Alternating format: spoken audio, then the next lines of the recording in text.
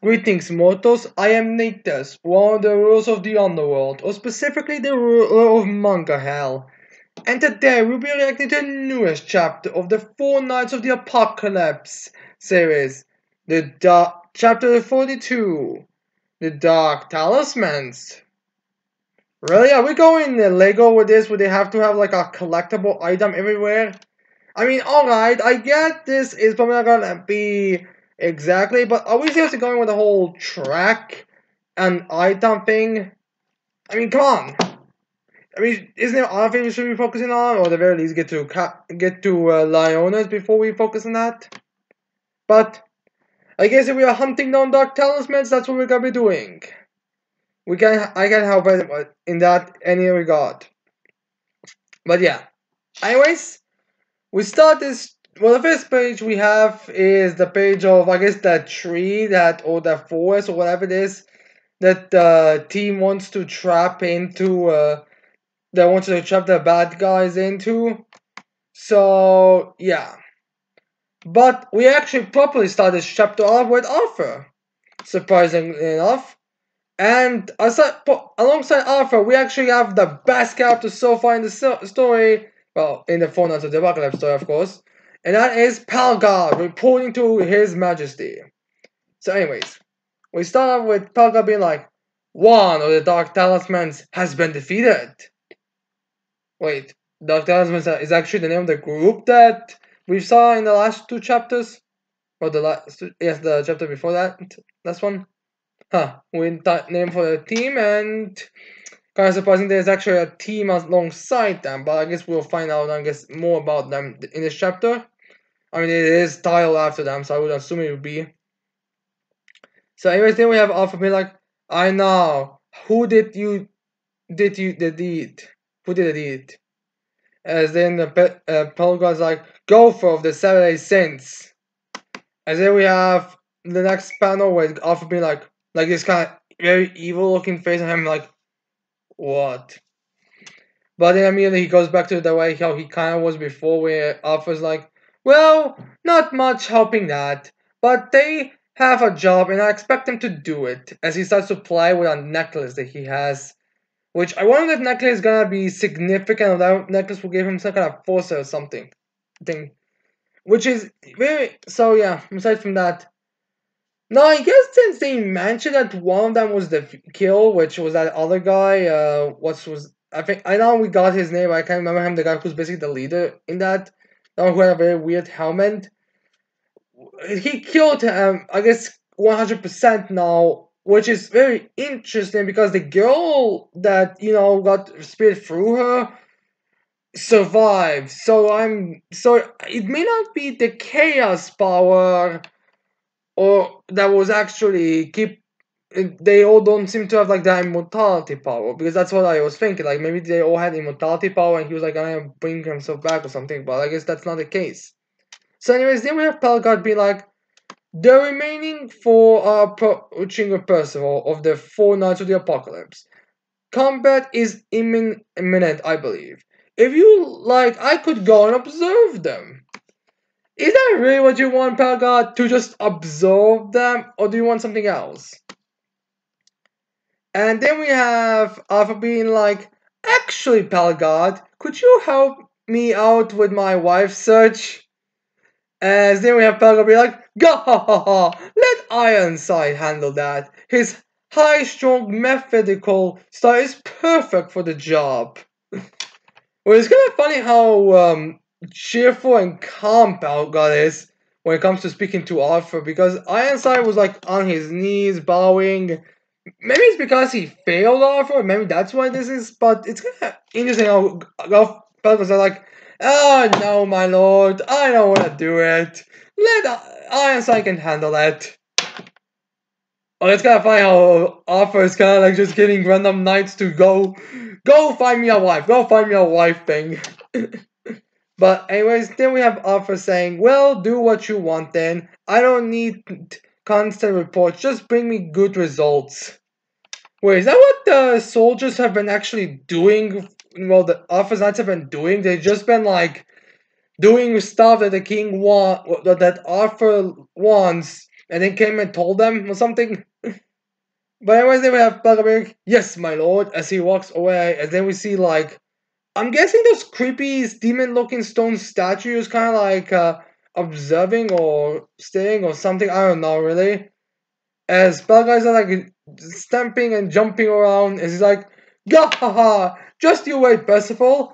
I'm gonna see just how subliminally you've grown in the meantime."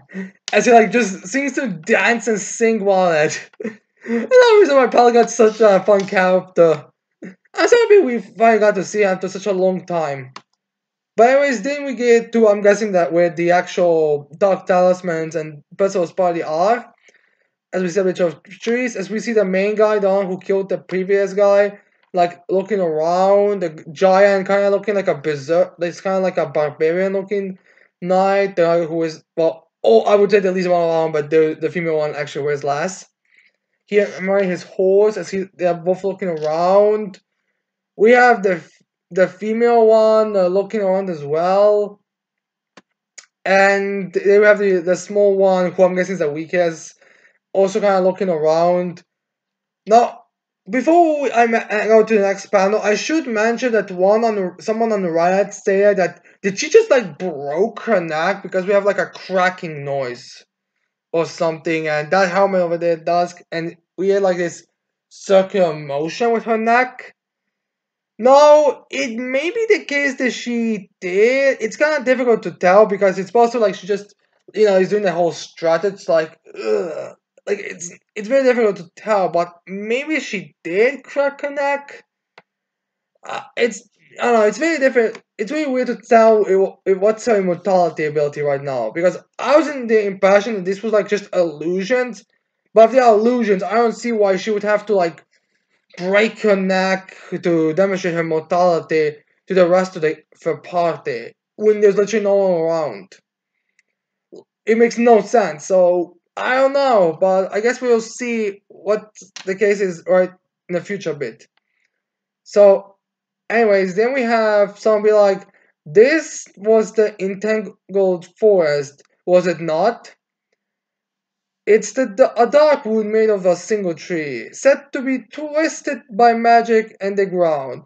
They should fled to a tricky place." That's what the knight is talking to one about right now. So yeah. Anyways, then we have the barbarian one who's on the horse, be like, "Their magic trails disperse." As the leader's like, "They must be trying to make us split apart." And then we have the jumper talking guy be like, "Even as a group, they would be such pushovers." And then we have the female one be like, "Ah, well, if they want to go one on one, let's do it." Which is actually what I was expecting this to go 1v1. But anyways, there we have someone be like, "Split up. We'll meet here in 10 minutes with the heads of our targets." As we see them all just jumping away. Which is even fun because one of them was on a horse, so one of their horses is so able to match with the speed of the other three. So anyways, then we have Chibi Purposeful's being like, "Here, here," as they're dancing around and doing weird stuff. "Here, here." As then we have Percival's gang being like, "You really think they'll fall for this, for it, Sin?" I guess that's Anne or Percival since like, "Yeah, easy. All they can detect is this force is the magic from the mini Percy's." As we see like a small one on the building on a route, they'll be like, "Here," and it's jumping around. As we see the cast all like in this circle, as Sin says, "If we stay in this circle, they can't pick up on our magic at all." So as we see like it's a very tiny circle. I'm not sure if this is like a quickly made circle, or maybe it will be, just because of limits that Sin has, or how they even make this one. I mean, none of them, I don't think are that skilled in magic. I remember Sin just used Percival's magic amount for it, but I'm not exactly sure. But yeah, anyway, then we have Anne's horse being like, "Who ever heard of a horse up a tree?" Is that supposed to be referencing something that I'm not aware of? Who cares? So, yes, then we have Nonsense be like, "Who taught you to do this spell?" I guess it must have been Sin at this point, but I don't know really. And then Sin responds with the king of the fairies a little bit ago. And then we have Anne be like, you know the fairy king? Who are you? Which is the fairy fan base's reaction basically. So yeah, like who is Sin again? No clarification, just another the fairy that people had, which, but I believe people actually the people who people are thinking that Sin is most likely are actually the captains that would already have knowledge of the fairy king. So it's again difficult to it doesn't really put it clear away. But anyways, then we have Nazi person being like, "What are you doing, Nazians?" And Nazians like, "Oh, this pop," as he made like a small, there's like a small little container. As Nazians like, "I don't want to just sit here and waiting, so I'm testing the effects of the Sinana's horn I got in this village." There we have like I'm putting a little like it's kind of like a salt type of substance now. As he like puts a little bit on his hand, licks it, tastes it for a second, and starts spraying blood from his mouth as he's bit. Is there a person? As he, I think, like falls a bit down or something. I think I don't know really. As in, person was like, "What's wrong?" And Asan is like, "If it's poison, spit it out." As Dunson like, "No, I." It was so surprising. I got a bit excited. And then we have another person will be like, "Oh, that act again." And Dunson like, "Again?" He says. Which is supposed to be, I feel like a little joke on Nakaba's part because he hasn't like used this gimmick where this joke with nausea and it's like when he's excited he like starts biting into his lip to a point that it starts to bleed. I guess that's like a joke, which is kind of like weird having like not only Pal God coming back, but also nausea and this joke, or I guess nausea and Korak coming back in this chapter. Fun. It's happy to see that Tokugawa isn't forgetting about this types of stuff. So anyways, then we have Donnie be like, can we just lay low in here for a while and wait for them to give up and go? As we see not Sin looking for the bushes. I'm guessing these bushes are also covered by magic because he's not concerned about the soldier knights fighting them. As anyways, we have Sin be like, no, I'm sure they'll hold out until we appear with whatever it's 3 days or 10. As we have personal message be like, so we all should load them. Oh no, actually I think this is supposed to be Sin and I don't know really. This seems like more strategic talking. So we have Sin be I'm guessing saying, so we all just lure them with the mini Percies, make them split up, and take them out one by one. Question, Sin. How do you plan on keeping how do you plan on healing and restoring your fighting capabilities? Or keeping the other ones away from coming to you there. I mean, this force is tricky, don't get me wrong, but wouldn't the other soldiers be able to, like, at least sense a battle in one area, then quickly go there? Especially if they are, like, at least semi-close to each other? Or anything on that sort? Like, some of them could be fast enough to come across each other, is all I'm saying. So, yeah. Yeah, and again, how do you know you all can take them down one by one? I mean, some are clearly gonna be stronger than the others, and some are clearly gonna be more tricky fights than the others. Not to mention you'll also be tired by fighting one by one at every point. So, anyways, then we have Don being like, "Yeah, but is that really gonna work?" Which is pretty much the most voice of reason because let's be real, there are a lot of flaws with this plan. So then we have simply like, according to Golf, this is a band of elite assassins called the Dark Talismans. There's four of them, just like us, but we are way outclassed, which is true. And by the looks of things, my statement about them being relatively close to each other, or at least happen to be very close to each other, may be true because we see the guy who has that horse and that leader jump not being that far away from each other in this panel. So I guess in the next panel, since like we got 0 chance in a full-on melee, but 4 against 1, maybe 3 to 1 odds. Which is probably more logical, but I am curious about, multiple ones of these. So, and especially if one of them is immortal, apparently, from what we've seen with the chick. So, anyways, then we have and be like, sounds like we've attracted some pretty rough people. As then we have Donnie be like, 3 to 1, man, we are screwed, which is true. As then we have Person be like, hey, cheer up, these are still pretty good odds. I guess 30%, 30 and something percent is better than, I don't know, 1%. But every time we have nonsense, be like, I'm not too optimistic, but we have no choice. Which is again true. Which is weird, since I'm thinking, wasn't your plan in the last chapter to like lure them here to trap them inside or something? Maybe they realize that they are probably too skilled for that, so we'll see. So anyways, then we have Sam being like, yeah, I can't exactly train you up here, but you're definitely gonna be underestimated. They're definitely gonna underestimate you guys. We'll use that to strike. You gotta use all the power and knowledge you have, or we're all wiped out. So I guess Nansen is acknowledging that they are stronger than you guys, but they are relying on the talismans taking you guys as a joke, which, to be fair, outside their leader, from what I've seen, the leader is the one who takes you guys as no joke. I believe he even said in the first chapter they appeared in, don't take them lightly. While the girl and the barbarian don't really seem to be, I think, had any like specific statements about how this is dog. But the one with the jumper design does seem to be like taking them more as a joke. So I think we have all 4 of our gang being like gulp. As they were simply like, this enemy didn't just happen upon you after all. They want to track you down and kill you. So you have to prepare yourselves because these aren't gonna be the last ones. So anyways, they have simply like to look out as we see a feet of one knights. As there were many persons be like, here, here. As then we have the jumper guy revealed. So I guess the one who's actually the one who's, I would say, the most underestimating them actually is here.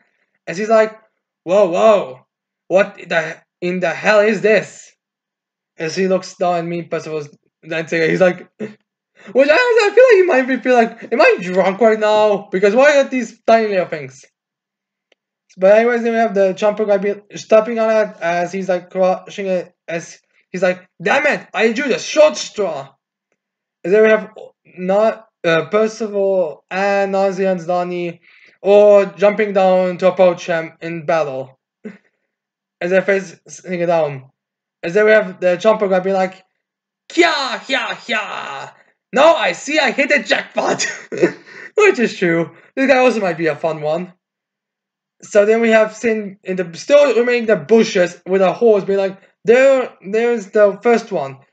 Elgin, the carry-on eater. Alright, Elgin. So then we have Elgin looking up, he's like, who the hell are you? How did you know that? And which one of you is Percival of the 4 Knights? So yeah. Oh, by the way, in case you're wondering, because there seems to be a bit of a confusion about it on Reddit, the reason why Sin was aware of Elgin was because of Gopher, because Gopher told Sin about this group, which is something he said beforehand, so that's how he probably would know also their names. So I'm curious if he also knows their abilities and what they do, because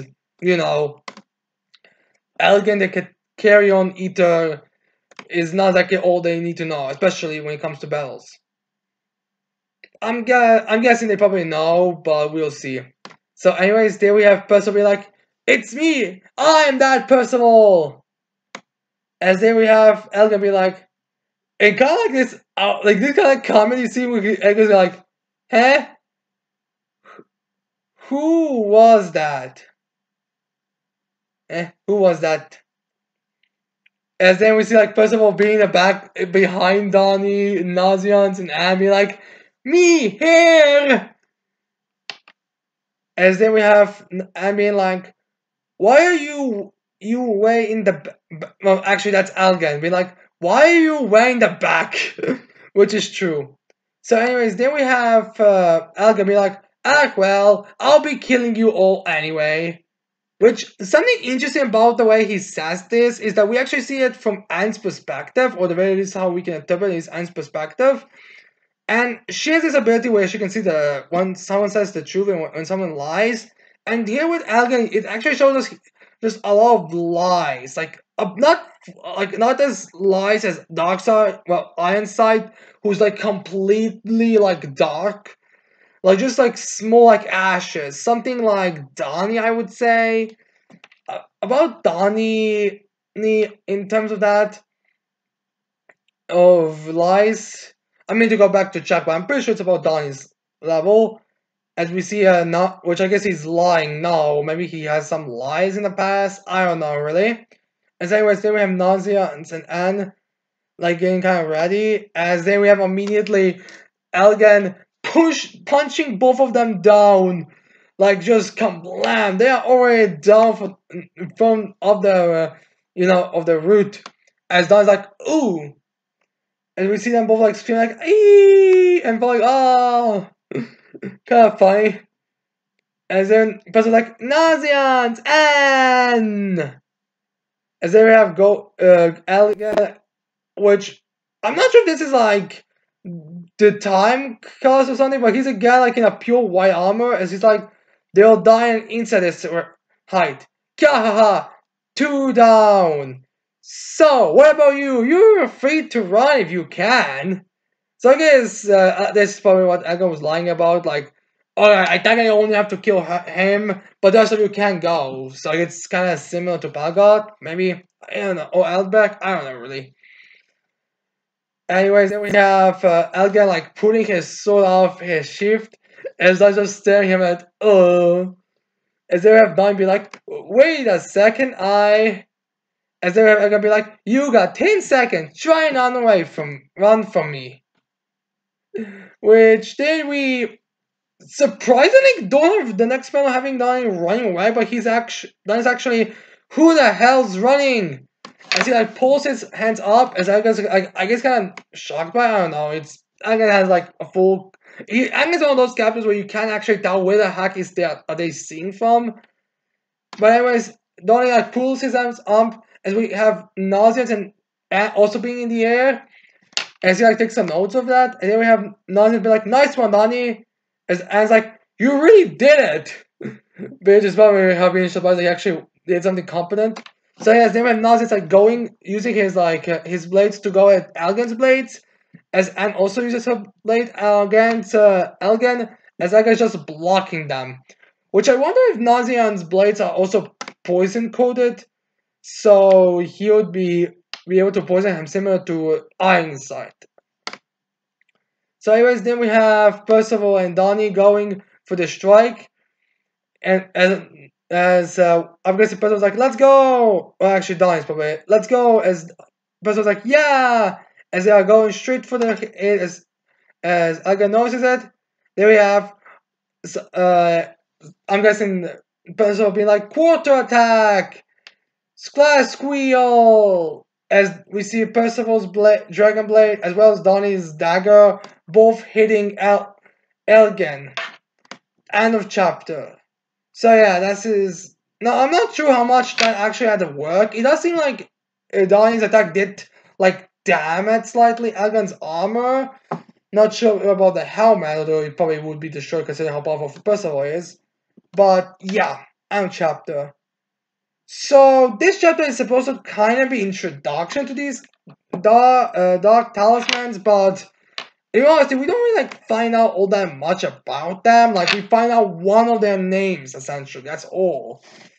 So yeah, it's kind of interesting how there's this group. No, I don't think this is like Arthur's main force, like his main knights. I think these dark talismans are like just an inner group that like is very good at working together, so they just nickname them, or maybe there's something else they have that makes them unique. I mean, they are called the dark talismans, so I wouldn't be surprised if they do have some dark talismans with them, which might be the reason why that woman was immortal. But I don't really know. I guess we will see in the future. Also happy to see Palgod's back, but that's pretty much it. Like, this is a pretty good setup chapter, but a bit weird that the title is Dark Talismans when we barely focus on the Dark Talismans. As for the next chapter, anyways, I'm expecting us to like get to see Elgin a bit more in the action, to see like exactly how powerful he is. Like maybe I could see them like, oh shit, we underestimated them. Like, oh my god, this plan didn't work. I don't really know. We'll see it for it in next week. But yeah, anyways, I hope you like this reaction. I hope you leave your thoughts in the chapter down in the comments below. Leave a like and subscribe to this channel for more videos in the future. And with that said, I cannot wait to see all of you mortals next time. Goodbye.